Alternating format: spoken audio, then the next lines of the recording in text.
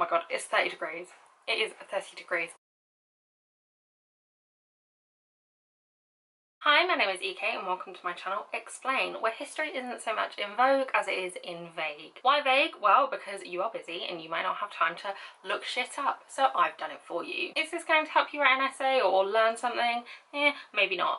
But it is going to give you a kind of slightly shaky foundation, an overview of the happenings of history, which should either provide a framework for your own research or help you get a few extra points in a pub quiz. We are going back to late medieval England, and as in part 1 where we started and ended with France, this time we are starting and ending with a Henry. First of all, we've got Henry VI.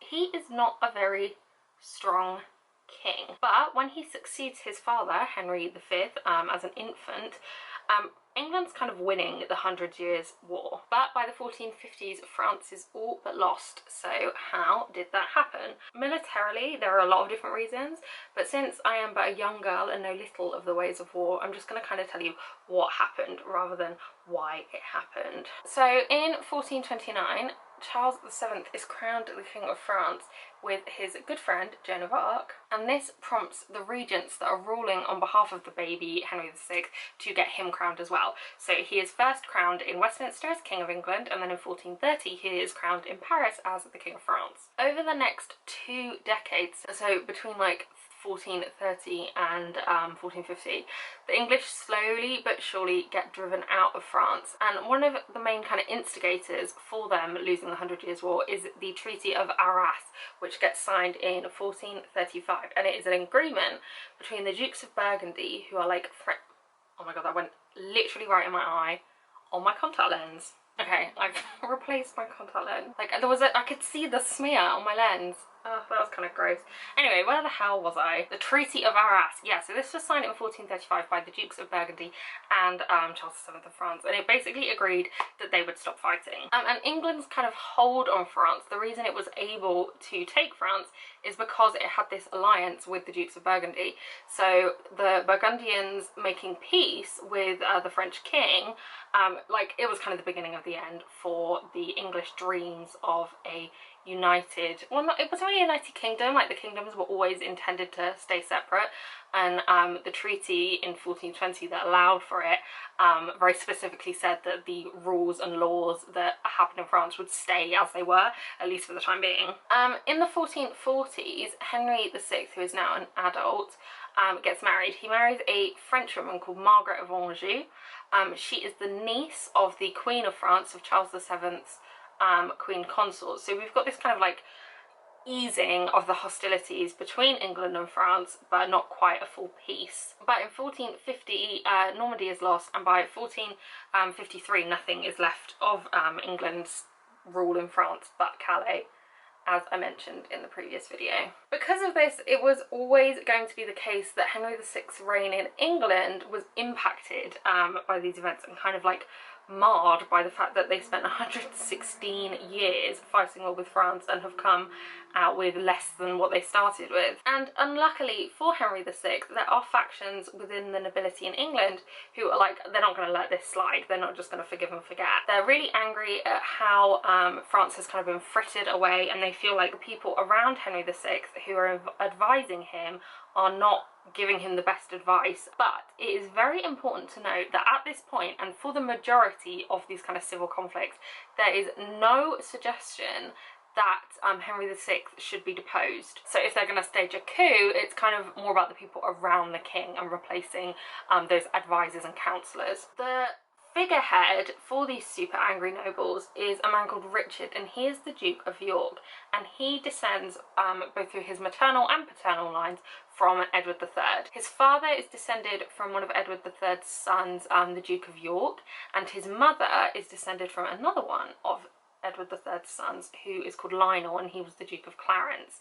So he's got this kind of like double threat in terms of both of his ancestors are descended from King Edward III. As a result, he is the closest male heir to Henry VI. So basically, if Henry VI pops his clogs, it's probably going to go to Richard, Duke of York. In 1447, Richard the Duke of York gets made the Lieutenant of Ireland, which is a very prestigious position with a lot of power, but it's also kind of a way of just getting him to fuck off and leave England for a bit. But in the 1450s, Richard returns from Ireland, and in 1453, so just after these kind of final losses in France, Henry VI becomes very unwell, and Richard, Duke of York, seizes his opportunity. At the same time, Henry VI's son and heir is being born to Margaret of Anjou. It's a son, they call him Edward, and he will be known, like he was known at the time, as Prince Edward of Westminster, so that is what I will be calling him, to distinguish him from other Edwards in this story. Now that does take kind of some of the pressure off of Henry VI, like he has a living heir, but Edward is, you know, like a newborn baby. He's not going to jump into the throne and fix everything. So at this time, Richard, the Duke of York, is named as Lord Protector, kind of protector of the realm. Think Ned Stark. Hello darkness, my old friend. The next decade kind of becomes very cat and mouse in terms of the armed conflict that ensues, but the essence of the matter is that on one side we have the Lancastrians, and the figurehead of this faction is Henry VI, but the actual like lead figures is basically his wife, Margaret of Anjou, and her allies. Henry VI does recover from his illness, and the protectorship that was given to Richard, Duke of York, gets revoked, but Richard is still throwing his way around and moaning about shit all the time, and his faction are known as the Yorkists. They are annoyed at the royal government, and they're not very happy with Margaret of Anjou. A lot of them don't really like her and think she has far too much influence in government. We get multiple pitched battles. Henry VI gets captured, he gets freed, he gets captured again. He has like a whole National Express trip around England, and at one point, much later in the story, he even ends up having a little holiday in Scotland. In 1458, there is kind of a truce for a bit, but it doesn't really last, and we return instead to this open civil war. In September of 1459, the Yorkists win the Battle of Blore Heath, but Margaret of Anjou takes Henry VI and kind of chases the troops that are in retreat, and because Henry VI is there, some of the Yorkist troops will not take up arms against their king directly, and so their host kind of collapses, and the York party is forced to flee, and Richard, Duke of York himself, ends up back in Ireland. Once in Ireland, Richard kind of regroups, and his allies invade England in 1460 on his behalf, so he is still in Ireland at this point. The principal figures in this invasion are Richard of York's brother-in-law, called Richard Neville, and also Richard's eldest son and heir, called Edward, who is at this time the Earl of March. The Yorkists win. They win at the Battle of Northampton. Yeah, that's better, I prefer that. Kind of like carving it out. Can't really tell. Whatever, just trust me, it looks fucking lit. The Yorkists win at the Battle of Northampton. They recapture Henry VI and then head to London and kind of try and prepare things for Richard, the Duke of York, to come over. And he does come over in September of 1460. It is at this point that we start to see a shift from I want Henry VI to be like a better king and to have better advisors, to actually I kind of want to be king and my cousin Henry VI can fuck off. This is too much for a lot of York's allies.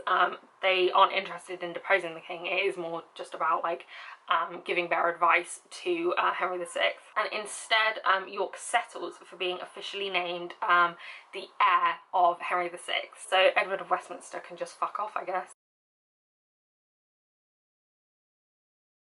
At this point, Margaret of Anjou is chilling in the north. She is trying to get King James III of Scotland to help her out. So Richard, the Duke of York, heads north so that he can fight Margaret of Anjou, and in the ensuing Battle of Wakefield, Richard loses badly. He is killed, so is one of his sons called Edmund, who was fighting alongside him, and Richard's head is actually displayed on the walls of York, the city of York, wearing a paper crown. Hello darkness, my old friend. But Edmund was not Richard's only son, and he wasn't his eldest son, and therefore wasn't his heir. That instead falls upon the 18-year-old Edward, Earl of March, who I mentioned earlier. Edward has two younger brothers, George and Richard, and he has three sisters called Anne, Elizabeth and Margaret. And Margaret actually goes on to have an illustrious career in Europe as a Duchess of Burgundy. So back to England, in February of 1461 there is a battle called the Battle of Mortimer's Cross, and it is against the Yorkists and the Lancastrians, and on the morning of the battle a solar event takes place. It's called a parhelion, and it's sometimes known as a sundog, and basically it's where the sun's rays reflect on ice crystals that are up in the atmosphere and kind of distort the sunlight, so it looks like there are multiple suns in the sky. Oh my god, what is that? Oh my god! What is that? As Edward had two brothers and the symbol, like the emblem of the Earl of March was the sun in splendour, he very conveniently takes this as a good omen, and perhaps he was right because they do win. Margaret of Anjou is making her way south after defeating Richard of York at the Battle of Wakefield, and she does actually win against the Yorkists at the Battle of St Albans, but it's pretty much too little too late, and in March of 1461 Edward, Earl of March, is crowned as Edward IV of England. So at this point Henry VI is actually with his wife Margaret of Anjou, and Margaret, Henry and their son Edward all flee north to Scotland. Edward IV marries a widow called Elizabeth Woodville, and her late husband actually was on the Lancastrian side, not the Yorkists. She's also not really nobility, she's more like lesser gentry, but Edward IV does not mind. It seems to be kind of a love match, which is very sweet. Unfortunately for Edward IV, his cousin Richard Neville does mind. Neville's father was Richard of York's brother-in-law, who I mentioned earlier, and the younger Neville had fought alongside his father for the Yorkists. And Warwick has been negotiating with France to get a French queen consort for Edward IV, so him marrying Elizabeth Woodville is kind of a kick in the teeth for Warwick. So in the end, a few years later, he ends up revolting. In 1469 he marries his eldest daughter called Isabel to George, the Duke of Clarence, who is Edward IV's younger brother, and the two of them, who both fought to put Edward IV on the throne, they rebel and set about trying to make George, the Duke of Clarence, the king. The initial rebellion kind of fails, but the following year Warwick and Clarence try again, and this time Warwick sides with Margaret of Anjou and the deposed Henry VI, and to cement this new alliance he marries his second daughter called Anne to Prince Edward of Westminster. There's a lot of defecting and switching sides throughout this rebellion, but the key points are that Warwick is killed at the Battle of Barnet, Edward of Westminster is killed at the Battle of Tewkesbury, George, the Duke of Clarence, returns to his brother's side, and Henry VI, who has been recaptured by the Yorkists, ends up very conveniently murdered. A few years later, in 1477, George, the Duke of Clarence, does actually get executed for treason, so this just leaves Edward IV and Richard, Duke of Gloucester, as these kind of York brothers. But for now we have a handsome and quite strong king on the throne, with a wife who is very fertile. They're having lots of children, and everything seems to be going quite well until 1483 when Edward IV dies. He wasn't very old, he was only about 40, so it wasn't like super expected that he was going to pop his clogs. He has a lot of children, but only two of them are legitimate boys, one called Edward, who is 12, and one called Richard, who is 9. So we are kind of back to this old problem of having a very young king on the throne who is being ruled by regents. Now Elizabeth Woodville, who is now the Dowager Queen of England, she has quite a large family, and lots of these family members did quite well out of her being queen. You know, they got titles and they got very prestigious marriages that they probably wouldn't have got without her being queen, because they weren't like high nobility, they were more of a kind of middle gentry. And some historians speculate that the events that happen next are a result of Elizabeth Woodville's big family, and the fear that this very large family would kind of end up taking over royal government as regents ruled on behalf of young Edward V. Edward IV's brother, Richard, Duke of Gloucester, is named Protector of the Realm on behalf of his nephew, Edward V, so that Edward V can focus on going through puberty, I guess. The plan is for Edward V and his brother Richard to come to London and prepare for their coronation. But that never happens. Richard, the Duke of Gloucester, instead seizes his young nephews and places them in the Tower of London. He instead crowns himself as Richard III, and his nephews, who become known as the princes in the Tower, soon disappear and are never heard from again. Now Shakespeare and some historians believe that Richard III did actually have his nephews murdered. It's certainly the simplest solution to the question of what happened to them, and their death was very convenient for Richard III. But Richard III is getting more of like a sympathetic reading at the moment, not least due to the fact that we found his body in a car park. Now, how did it get to that car park? Was it in some sombre but bizarre funerary rite of the late medieval kings of England?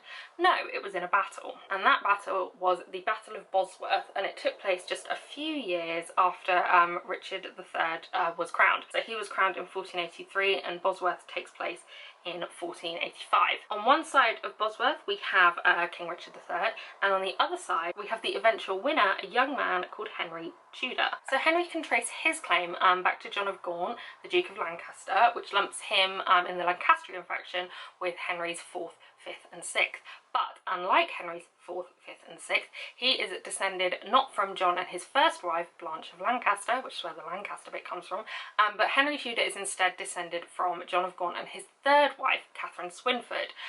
Catherine Swynford is not of noble birth. She is, incidentally, the sister-in-law of Geoffrey Chaucer, just a little fun fact for you there. But she also was John's lover before they got married, and they had children before they got married, so those children were illegitimate. They are subsequently legitimised by royal decree. I think it's by King Richard II, but the proviso is that they will never be able to inherit the crown. Unfortunately for the crown, they didn't account for John and Catherine's great-granddaughter being a woman named Margaret Beaufort.